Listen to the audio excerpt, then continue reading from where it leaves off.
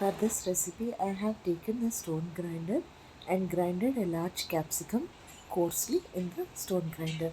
Then I added 3 to 4 tomatoes, which I have sauteed the tomatoes for 2 to 5 minutes in 1 spoon of cooking oil, uh, and I grinded into coarsely into a paste. Then I added raw onion also large size and 2 green chilies. Finally mashed everything in the stone grinder.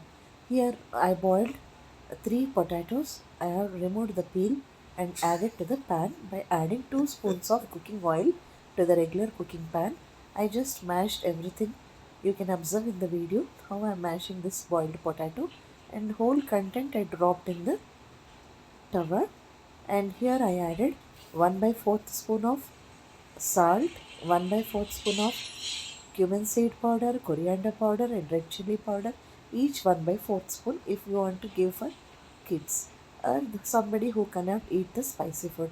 But half spoon of salt with 1.5 spoon of red chili powder is little tastier if you want to go for spicy food now and then, not regularly.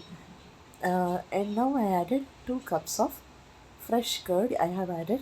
You can go for sour curd also. It will elevate the taste of the curry much more. And here one option for you. You can tamper the food. That is, tampering can be done by adding little cumin seeds and mustard seeds. That is okay. But even if you don't add also, the taste remains the same. I added 1 red chili finely chopped with the scissors and 2 green chili I mashed and added. This is only to bring little change. Instead of cutting the vegetables, I just mashed them coarsely to have little change in the food. Not that important.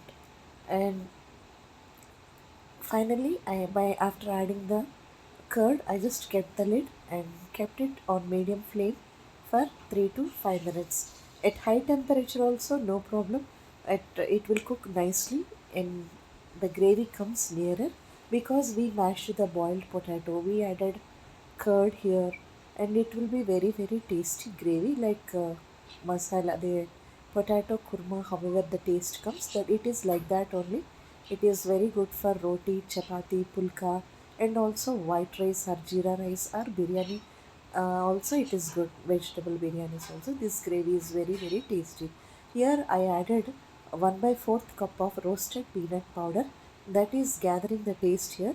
You can add half spoon of roasted Bengal gram powder also. That is besan flour. See, once the curry is finely cooked, you can observe. I added little more oil more for this recipe. Approximately 2 to 3 spoons I have added. You can add for 4 spoons also. Sometimes the taste, once the curry is cooked well, you can remove the total oil from this. This gravy is good for biryanis and fried rice also. So in that way I prepared. You need not add this much of oil.